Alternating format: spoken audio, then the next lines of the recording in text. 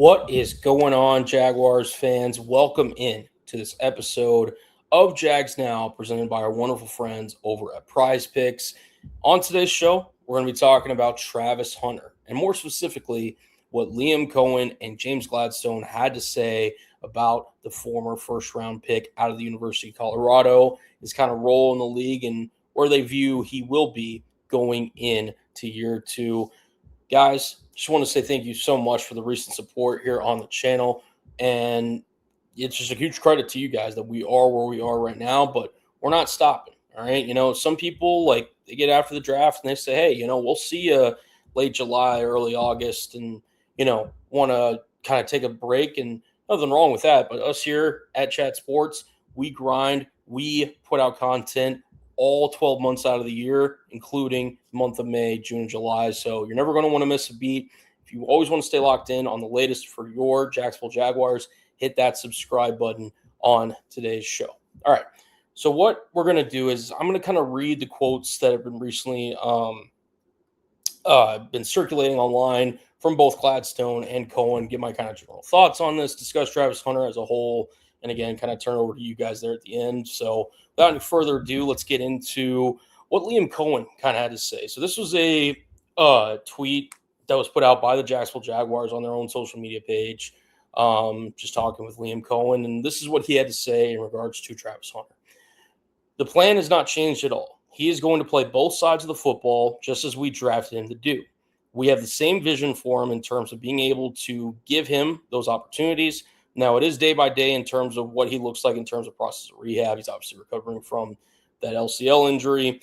But the plan is to play him on both sides of the ball as much as possible. That has absolutely stayed the same and stayed consistent. I think people look at it naturally and see that Greg Newsome left and there's a spot there that people are just plugging him into. Well, yeah, I would love for him to play as much as humanly possible on both sides of the ball. So a couple of just kind of quick notes there from Liam Cohen. I think, naturally that Cohen's going to have some input here on how Travis Hunter's used, obviously, going into his second season. And there was some, I think, general kind of consensus, right, from some people online that was just like, oh, Travis Hunter, he's going to be just this cornerback, right? Like they're just switching him out. He's not going to play any offensive snaps. And I'm here to tell you that, ultimately we'll see where Travis Hunter is used in terms of the amount of percentage offense versus defense. Because last year it was 2 offensive snaps roughly to every 1 defensive snap before he got injured, obviously. And while I do think that there is going to be more of a focus on defense and that he is going to have more of a role in potentially being this team's cornerback one and really establishing himself in Anthony Campanelli's defense, I really don't take anything from what Liam Cohen, and we'll get to James Gladstone, what he had to say here in a moment, as anything a bit of shock. Cohen literally says it here that, same vision for him, right, in terms of giving him opportunities, both sides of the football. And I've kind of said that throughout, my time here, just briefly on this channel, that I believe that Travis Hunter primarily will be playing on the defensive side of the ball, but it will also, contribute on the offensive side as well. And, what does that ultimately look like? What is the terms of the snap percentages? We can sit there and argue the semantics and everything, but I think as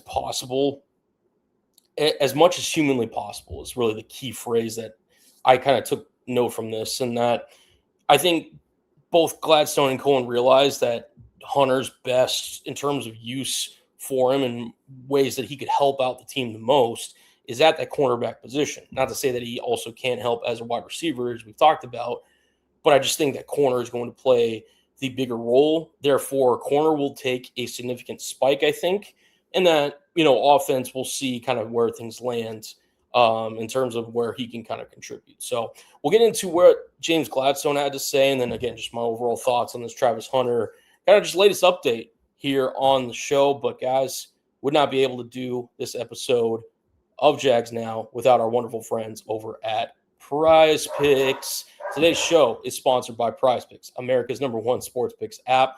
The playoffs are here for basketball. Baseball is underway, and it's time to cash in with Prize Picks. Prize Picks is America's #1 sports picks app and is the best place to win cash while watching sports.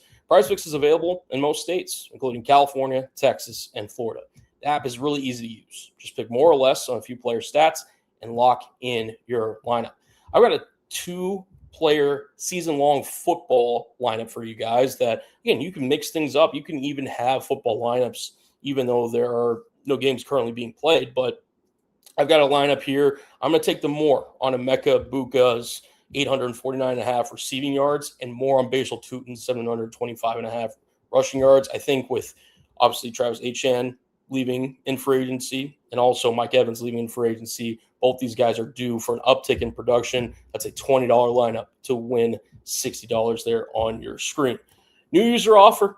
Download the PrizePicks app today with the link in the comments and the description and use code HMA to get $50 in lineups after you play your first $5 lineup. That's code HMA to get $50 in lineups after you play your first $5 lineup. PrizePicks, it is good to be right. All right, so getting back into, again, just kind of some rounding thoughts from Cohen. I thought, Travis Hunter, he kind of had this tweet that he tweeted at Ian Rappaport, and it was in response to kind of Raps tweeting that Cameron Wolfe originally, let's circle all the way back here. Cameron Wolfe originally said back in February that the plan in terms of Jacksonville was to play him as a full-time cornerback, part-time wide receiver. In Rappaport, when we got closer to the NFL draft in April, echoed basically those same sentiments. And Travis Hunter was just kind of like, in essence, I'm not quoting here, but where are you getting this information from? Like, someone should have told me, basically. And I think, Gladstone and Cohen, whenever they both mutually agreed that they made this decision to go get Travis Hunter and trade up for him to select him in last year's draft, they had the envision of trying to make him the NFL's version, to a lesser degree, of Shohei Ohtani, right? Like where they saw, hey, this guy at the University of Colorado and, of course, his other stops as well, Jackson State and all that, he showed tremendous promise, not only as a cornerback, but as a wide receiver. We need to get the most out of him. So the first year happens. It's like, there were some highs or some, I wouldn't say low moments, but the fact that his season was cut short due to an LCL injury, I think we could all agree that the return on investment so far, if you had to give it a grade, it would be I for incomplete, right? Like, I don't think it's being completely written out as a failure yet, but you can't rule a success either just because of the lack of time that he's had on the field. And I think that after kind of surveying just kind of how they wanted to construct this roster for 2026, they still want to see an attempt to try to get the most out of Travis Hunter next season in 2026. I just don't know if because, we'll get to what Gladstone had to say here in a second. I think if they're looking to do what's best for the Jaguars, defense should be the primary focus for them, which I've said all offseason. I think, you'll hear from Gladstone and Cohen if you just listen to them talk. That's their primary focus, but still have them contribute on the offensive side of the football in order to kind of get the value that you got in terms of giving up your first-round pick, along with, obviously, everything that happened in the trade from last draft. So they're going to naturally try to push for this. Actions will speak louder than words, though, in terms of the actual percentage for Travis Hunter. So let's get into what James Gladstone had to say. So he went on the Rich Eisen show and talked about Travis Hunter. He was asked actually about a lot of different questions, but he did speak about Travis Hunter. So Rich Eisen strictly just kind of asked him, point blank, hey, is Travis Hunter, like him playing two sides of the ball, is that done? And James Gladstone said, absolutely not. He is set to play both sides of the ball. The piece that I think we can expect to see is actually an uptick in corner usage. Last year, it was a higher volume, higher percentage of wide receiver usage than it was corner. I think we can expect to see that corner percentile and count go up as we move forward. That's not to say anything impacts his availability and usage on offense. It just means that cornerback usage will increase. It's not that it won't increase on offense either, but it was lower on the defensive side this past season, him just kind of going in about it. We're also have different defensive cornerback room, and the bodies are different than they were a year ago. Our roster construction is different than it was a year ago. So it's more fitting to slot him in at corner in a different way than it was at this time last year or even as the season progressed. And Gladstone also mentioned that Hunter's in a good spot from a health standpoint, so it was good to note there. Not really a shock if you've kind of paid attention to anything the Jaguars have had to say in regards to Travis Hunter, that obviously health's the main concern, and it should be the main concern when it comes to Hunter and, his availability. And he's still on track to be ready week 1, which I think that's a good sign for all Jaguars fans, and he'll continue to kind of slowly ramp it up here as they're in, phase 2 of their offseason program. To me, I have nothing shocked me about what Gladstone or Coen said. Anybody that thought that this was he was either going to be one, a corner, or B, just a wide receiver, I think you were misinformed or just didn't really have the knowledge of the situation, right? I think the Jaguars have been consistent with that. My whole thing is, okay, corner should be the priority, right? Like if it was 2-1 offensive snaps roughly to defensive snaps last year, at bare minimum, it should be flipped. I want Travis Hunter to have more. If I'm a Jaguars fan, I want Travis Hunter to have the primary responsibility of his duties to be on the cornerback side of the football and on that defensive side. He can still contribute on the offensive end, and certainly he's got the athletic kind of profile and obviously had the chops in college when he was at Colorado, that there's something there and that you can use him there. It's just over the course of his professional career, how much of a toll does that take, on a guy like Travis Hunter? And I think Gladstone and Cohen are smart enough to realize that while they are going to push for him to be this two-sided the ball demon, they're going to do what's best for the Jacksonville Jaguars. And if that's ultimately maybe reducing one of those sides in terms of the snap count in order to kind of maintain his health and to keep it going, I think that's the way it should be.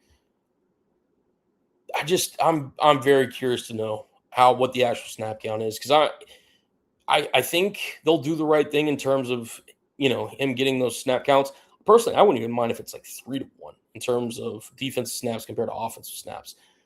What I don't want is for him to sit there and have the kind of expectation / role of, hey, we're going to just throw you out there for basically 80+% of the game because we feel like we have to have you out there for so much given the fact of what we gave up to draft you. Because I don't think that's going to be the best use of Travis Hunter over the course of not only a season, but of his, time in the NFL. And I think Travis Hunter, he wants to play both sides.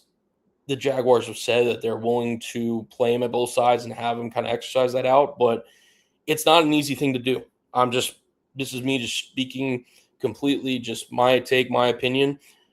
When you're sitting there as a cornerback in the National Football League, and I do think that's where Travis Hunter has the highest bit of ceiling, is as a cornerback, if he commits to it and, really refines his craft, as it were. Being a corner in the National Football League, it's not an easy thing.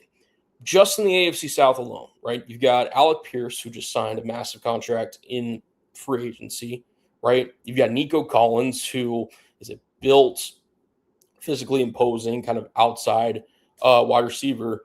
And the Tennessee Titans have Carnell Tate, who you take at number 4 overall. I think there's some promise that he will be at least a decent, football player, right? With the 4th overall pick, we'll ultimately see how Carnell Tate pans out. That's not to, discredit or not even to include other wide receivers that you play outside of your division, whether it's Justin Jefferson, Jamar Chase, Puka Nacua, Jackson Smith and Jigba, whatever the case may be, right? And I think that if you're Travis Hunter trying to learn all those defensive calls and going through that physically on the defensive side, while then, offensively, remembering the offensive formations, the snaps, where you need to be, having that chemistry with Trevor Lawrence, and then you're going up against on the opposite side, right? Like you could be going up against a Derek Stingley. You could be going up against a Patrick Surtain. You could be going up against Sauce Gardner, whatever the case may be, right? Like you can fill in the blank with some of these really good athletes. It's not going to be easy. I'm rooting for Travis Hunter to be the best football player he can be. I just think from a Jaguars perspective, you have to be very cautious with Hunter in terms of how you use him. We'll ultimately see what Cohen and Gladstone employ or deploy Travis Hunter as the versatile weapon that he is, because I do think he's talented enough to play both sides of the football.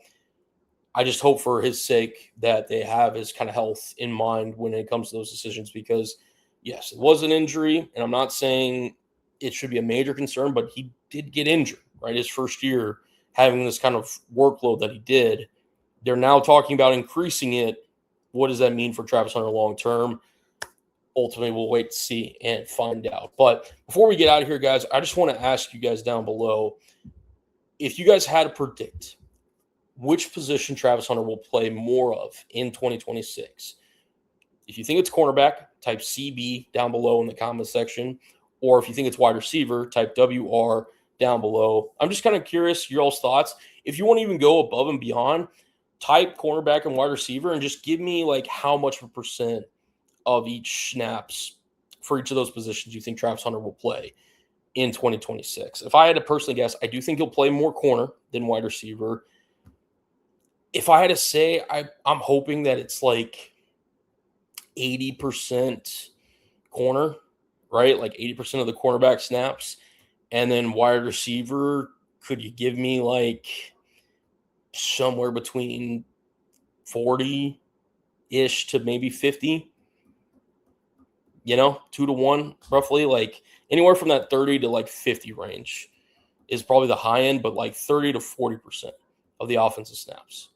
That's where I would I'd guess. But you guys let me know down below in the comments section. That was going to conclude this episode of Jags Now, presented by Chat Sports. I've been your host, Coen Brown. Thank you guys so much for tuning in. And again, let me know down in the comment section below what you think of James Gladstone and Liam Cohen's comments regarding Travis Hunter. We'll see you guys on the next episode. Thank you guys so much.